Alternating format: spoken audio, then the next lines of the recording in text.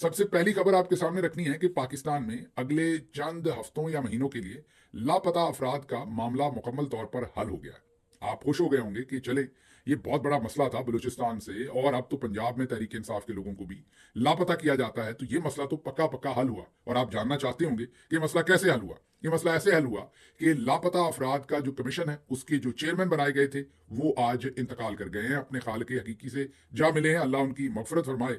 हाल ही में जब वो बिस्तरे मर्ग पर थे, तो उनको लापता अफराद के चेयरमैन के तौर पर नामजद किया गया था। अब उनका इंतकाल है, उनकी फैमिली के साथ हमारी ढेरों हमदर्दी और दुआएं, लेकिन उसके साथ साथ अपनी किस्मत पर हंसिए कि लापता अफराद का मामला जो इस वक्त बहुत बड़ा मामला है पाकिस्तान के अंदर।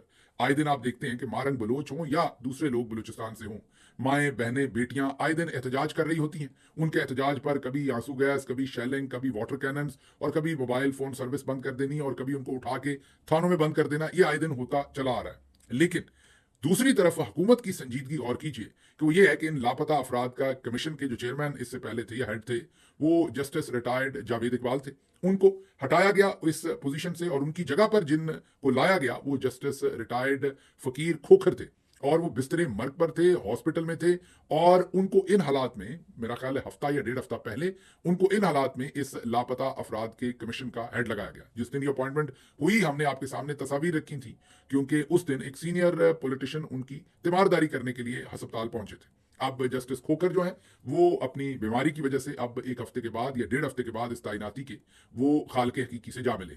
असल में तो लापता अफराद का पूरा मामला ही ये चाहते हैं कि खालके हकीकी से जा मिले और कोई सवाल पूछने वाला ना हो। ये इनके कारनामे हैं। और उसके बाद ये कहते हैं कि लोग हम पर तनकीद क्यों करते हैं, लोग हमसे सवाल क्यों पूछते हैं। जब उनकी तकर्री की गई तो जाहिर है ये तमाम चीज़ें जहन में रखनी चाहिए थी। उनकी सेहत, वो हॉस्पिटल में एडमिट थे और बिस्तरे मर्ग पर थे, उनकी जो तस्वीर आई थी उससे नजर आ रहा था कि वो शदीद अलील है। भारत, अगली खबर की तरफ बढ़ते हैं। अगली खबर इसी से रिलेटेड है, और वो खबर है लकी मरवत, जहां पर एटॉमिक एनर्जी कमीशन के मुलाजमीन को अगवा किया हुआ है, और उनमें से चंद को छुड़वाया गया था, ज्यादातर अभी भी अगवा है। और अब जो अहले इलाका है लकी मरवत के, वो एटॉमिक एनर्जी कमीशन के मुलाजमीन के अगवा के खिलाफ एहतजाज कर रहे हैं। शटर डाउन हड़ताल है, और इस हड़ताल में जो बहुत ही मानी खेज या सनसनी खेज बात है वो ये है कि अब पुलिस भी शामिल हो गई है। जी हाँ, पुलिस भी एहतजाज कर रही है, और वो पाकिस्तान के सिक्योरिटी के इदारे, जाहिर है फौज से, वो इस बात का तकाजा कर रहे हैं कि इन लोगों को बाजियाब करवाया जाए। ये अगवा गालिबन कोई 3 से 4 हफ्ते हो गए, अब 2.5 हफ्ते से तो ज्यादा वक्त हो गया इनको अगवा हुए, और ये मामला जूं का तूं है, इसमें किसी किस्म की डेवलपमेंट नहीं। आप जरा गौर कीजिए कि पाकिस्तान एटॉमिक एनर्जी कमीशन के लोग हैं, मतलब कि बहुत ही हसास या सेंसिटिव या इंपॉर्टेंट एक इंस्टीट्यूशन है, और उससे रिलेटेड लोगों को तालिबान ने अगवा कर रखा है। इमेजिन कीजिए कि वो दुश्मन मुल्क को आगे बेच दें, और जो आपके एटमी राज हैं वो कहां से मामला कहां जाए।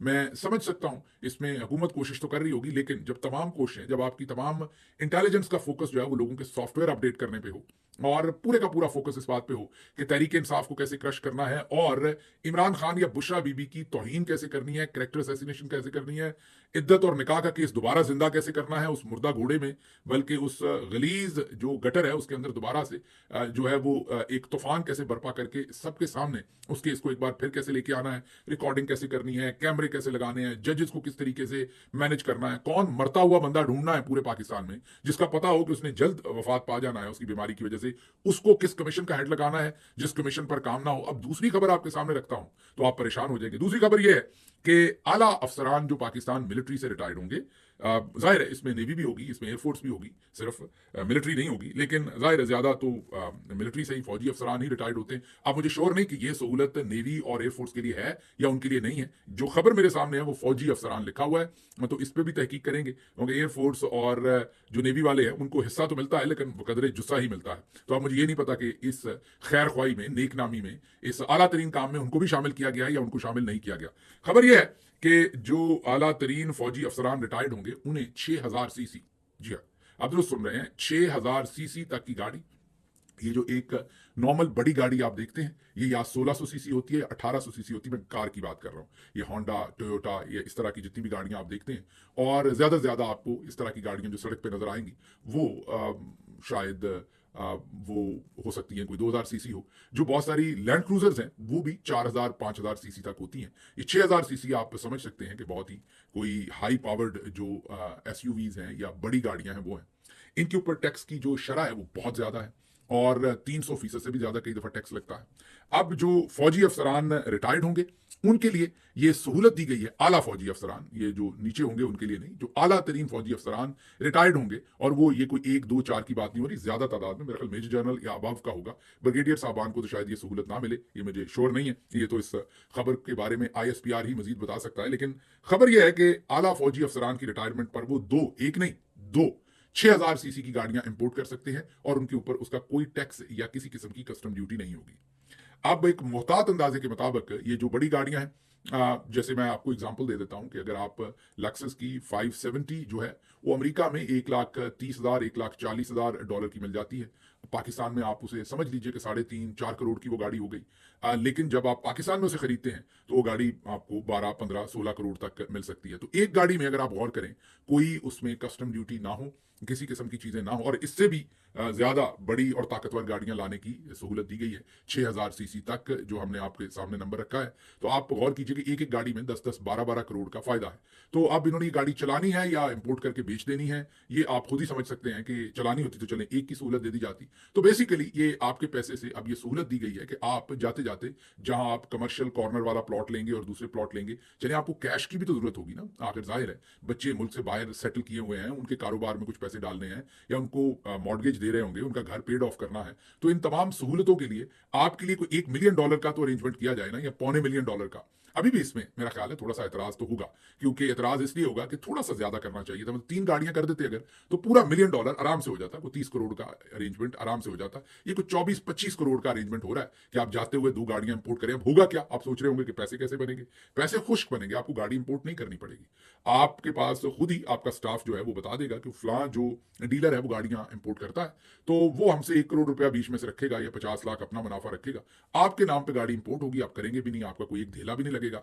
आपके नाम पे गाड़ी पाकिस्तान में इंपोर्ट होगी और वो डीलर साहब खुद ही बेच देंगे, और जो दरमियान में आपका मुनाफा आपको मिल जाएगा 40-50 लाख का कमीशन जो है वो डीलर रखेगा। तो बस आपने साइन करने होंगे कागजात पर। तो जो आला अफसर होंगे वो उस फाइल पर साइन करेंगे और वो डीलर साहब खुद ही कराची में होंगे, इस्लामाबाद में, लाहौर में, उन्होंने गाड़ी या तो पहले से इंपोर्ट की होगी या वो कर लेंगे with in couple of weeks, और वो गाड़ी पाकिस्तान आएगी, वो बिकेगी, आपको आपके पैसे विद इन फ्यू वीक्स। और अगर आप आला पोजीशन पे हुए तो आपको, अभी आप रिटायर्ड होने वाले हुए, तो आपको ये सहूलत जो है वो गाड़ी बिकने से पहले ही कैश आपके पास पहुंच जाएगा। और ये व्हाइट मनी होगी जिसके ऊपर कोई टैक्स नहीं होगा, जिसके ऊपर कोई आपकी रिस्पॉन्सिबिलिटी नहीं होगी।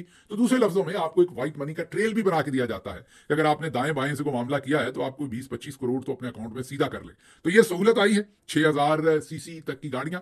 आला फौजी अफसरान जो है वो अब रिटायरमेंट के ऊपर जाते जाते उनको ये 2 गाड़ियां दी जाएंगी। अच्छा जी, अगली खबर आपके सामने रखते हैं और वो है अडयाला जेल से, जहां पर इमरान खान साहब की सहाफियों से गुफ्तगू हुई है, जहां पर यह सवाल पूछा गया कि आपको ऑफर की गई है कि आप खामोश हो जाएं, क्योंकि आज आमिर इलियास राणा साहब, जो कि बहुत सीनियर जर्नलिस्ट है और प्रो नून लीग भी उनका थोड़ा सा बयानिया होता है, प्रो एस्टेब्लिशमेंट भी होता है, आमिर इलियास राणा साहब जो हैं वो फरमाते हैं कि पहले भी इमरान खान को कहा गया कि खामोशी इख्तियार करें, उन्होंने नहीं की। अब भी इमरान खान को दोबारा से कहा गया कि आप चंद दिन की, जी हाँ, चंद दिन की, आपको पता है मामला शुरू हुआ था 3 साल से, फिर मामला आया 2 साल पे, फिर मामला आया 1 साल पे, फिर मामला आया 6 महीने पे, फिर मामला आया 3 महीने पे, और अब ये कहा जा रहा है कि यार चंद दिन ही खामोश हो लो इमरान खान, चंद दिन खामोश हो लो आप, तो हम आपको आजाद भी कर देते हैं, सब कर देते हैं। मैं नहीं कह रहा, ये आमिर इलियास राणा साहब कह रहे हैं कि अब दोबारा बैरिस्टर गौहर की मुलाकात होगी, ये वो रिपोर्ट कर रहे हैं, और इमरान खान को ये कहा जाएगा कि आप चंद दिन खामोश हो जाए और आपके सारे मामला जो हैं वो हम ठीक कर देंगे। तो अब मामला 3 साल से कम होकर चंद दिन रह गए। और दूसरी तरफ उस शख्स का आलम देख लें, उस शख्स ने आज जेल में से, खान साहब ने दोबारा, सहाफी ने पूछा कि आप खामोश क्यों नहीं हो जाते चंद दिन, आप मामला जो है वो मामला खत्म हो जाए। उन्होंने कहा कि ये याया खान पार्ट 2 जो है, जो इस टाइम रजीम है, वो भी मेरा ख्याल बॉलिंग वहां करते हैं जहां बिल्कुल दरमियान वाली विकेट होती है, दाएं बाएं नहीं करना चाहते। उन्होंने कहा ये चाहते हैं कि खामोश हो जाऊं, मैंने किसी की कोई चोरी की हुई है मैं खामोश हो जाऊं, मैंने कोई डील ली है, मैं मुल्क से भाग रहा हूं कि मैं खामोश हो जाऊं, मैं क्यों हूं खामोश, मैं कोई गलत बात कर रहा हूं, मैं अपना हक मांग रहा हूं, मैं अपना जो मेरा पॉइंट ऑफ व्यू है वो दे रहा हूं, तो मैं क्यों खामोश हो जाऊं, मैं चोर हूं। तो उसके ऊपर सहाफी आगे से लाजवाब हो गए। खान साहब ने आज एक ट्वीट भी किया है और मीडिया से भी बातचीत की है जिसमें उन्होंने बताया कि ये मुज़ाकरात हमने ख़त्म कर दिए हैं क्योंकि ये सब ढोंग था और हम इस मुज़ाकरात में गए इसलिए थे कि इनका ये जो ढोंग है इसके एक्सपोज कर सकें। ना इन्होंने कमीशन बनाना था, ना ये बना सकते हैं क्योंकि जैसे ही ये 26 नवंबर की कत्लो गारत और 9 मई पर कमीशन बनाएंगे तो ये बिल्कुल एक्सपोज हो जाएंगे, जो ये किसी सूरत नहीं चाहते।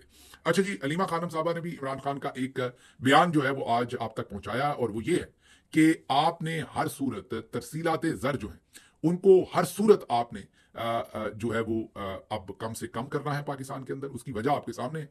इनसे मुज़ाकरात करके देखने की भी कोशिश की गई, लाशों का अभी तक नहीं पता, जो लोग मिसिंग हैं और जिनको शहीद कर दिया गया, दफन हो गए, उनके ऊपर भी किसी किस्म की दादरसी नहीं है।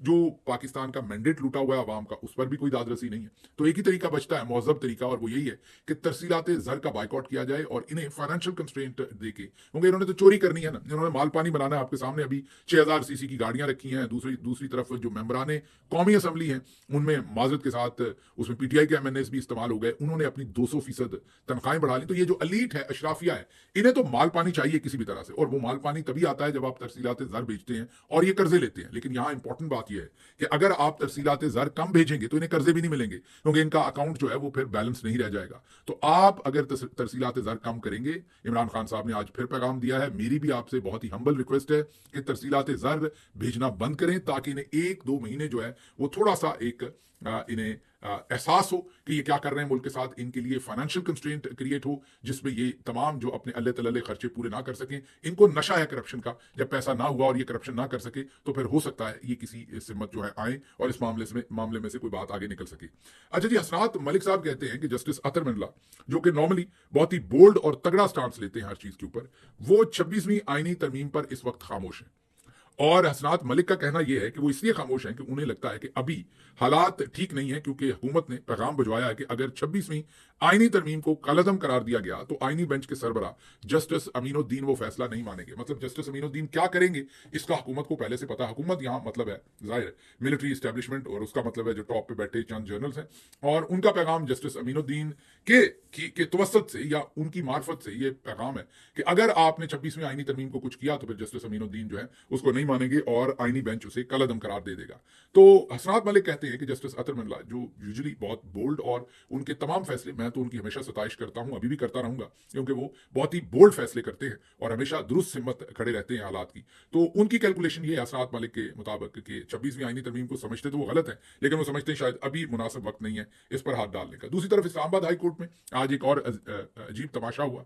बेंच नंबर 10 में मुकदमा लगा दिया गया इमरान खान और बुशरा बीबी का, तोशा खाना 2 का, और वो मुकदमा सुनने के लिए जस्टिस राजा इनाम अमीन हफीज के सामने ये लगा दिया गया और इनको ये कहा गया कि आप ही ये मुकदमा सुनेंगे, मतलब अदालत की तरफ से। आज फिर जब वहां पर जाकर जस्टिस जो मिनहास हैं उनके सामने जब दोबारा से मुकदमा लगाया गया तो जो सलमान सफदर हैं उन्होंने दोबारा दलाइल दिए और कहा कि आप ये केस नहीं सुन सकते, क्योंकि एक तो इस केस को सीनियर जजेस ने सुन रखा है, और दूसरा जाहिर है आपके जो मामलात हैं वो 26वीं आईनी तरमीम के बाद आप आए हैं।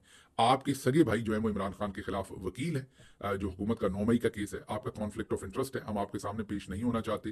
अमूमी तौर पर जजेस अपने आप को अलग कर लेते हैं, लेकिन यहाँ पर जो ये जज साहब हैं ये बजिद है कि मैंने ही सुनना है। बहरहाल फिर आज कोर्ट की जो प्रोसीडिंग है वो रोकी गई है फिलहाल, तो देखते हैं अब ये क्या फैसला करते हैं। वो भी मजबूर है, उन्हें लाया ही इमरान खान के केसेस सुनने और उनके ऊपर फैसला करने पर है, उन्हें जज ही इसलिए बनाया गया, तो वो भी और क्या करेंगे, इसके अलावा उनके पास कोई चारा नहीं है। जस्टिस आयशा मलिक ने जस्टिस मंसूर अली शाह की अदालत से मुंतकिल होने वाले मुकदमे में आईनी बेंच में वो बैठी थी, लेकिन उन्होंने आईनी बेंच से अपने आप को अलग किया और उसकी उन्होंने अब तहरीरी वजूहात बताई हैं कि उन्होंने आईनी बेंच से क्यों अलग किया। उन्होंने कहा कि जब अदालत का एक जुडिशल ऑर्डर मौजूद हो तो उसकी तौकीर सब पर जरूरी होती है। आप एग्जीक्यूटिव या इंतजामी एडमिनिस्ट्रेटिव ऑर्डर्स के थ्रू जुडिशल ऑर्डर्स को खत्म नहीं कर सकते, ये अदालत की तौहीन है, इसलिए मैं किसी ऐसे बेंच का हिस्सा नहीं रह सकती। अच्छा जी, अमेरिका ने पाकिस्तान के लिए अमदाद बंद कर दी है और इसकी तस्दीक अब अमरीकी हकाम ने कर दी है, और जराए बता रहे हैं कि अमरीकी इमदाद बंद होने से कम अज कम 5 मनसूबे जो हैं वो रुक गए हैं पाकिस्तान के अंदर। तवानाई और ज़राअत के ये शोबों के अंदर ये 5 मनसूबे हैं जो रुके हैं। जाहिर है यहाँ से भी लंबा और मोटा माल पानी जो है वो खाया जा रहा होगा और उस माल पानी में अब रुकावट आएगी। अदरवाइज अगर ये मनसूबे भी चलते रहे तो इसमें भी अशराफिया या उनके बच्चे ही माल पानी खा रहे होंगे। आप तक तो फायदा जो है वो ऐसा ही है जैसे कहीं पर नलका लगे और उसके बाद वो पानी निकाले ना, तो नलका जरूर लगा होगा लेकिन उसमें पानी नहीं निकल रहा होगा। तो ये उसी तरह के प्रोजेक्ट्स होंगे, उनका आपको फायदा कुछ नहीं होना, लेकिन कम अज कम अशराफिया की बच्चों की मौजें लगी होंगी। अब सदर ट्रंप ने वो इमदाद बंद की है, तो देखते हैं आने वाले दिनों में अब कैसे मिन्नत अल्लाह करके उस इमदाद को जो है वो दोबारा से जारी करवाया जाता है। और भी कुछ खबरें थी जो आपके सामने रखनी थी, स्पेशली पीका जो कवानीन है उनके बारे में, लेकिन अब वक्त खत्म हुआ, सुबह आपके सामने रखेंगे। मुझे यहाँ से इजाजत दीजिए। अल्लाह आपका हामी और नासिर हो। पाकिस्तान जिंदाबाद।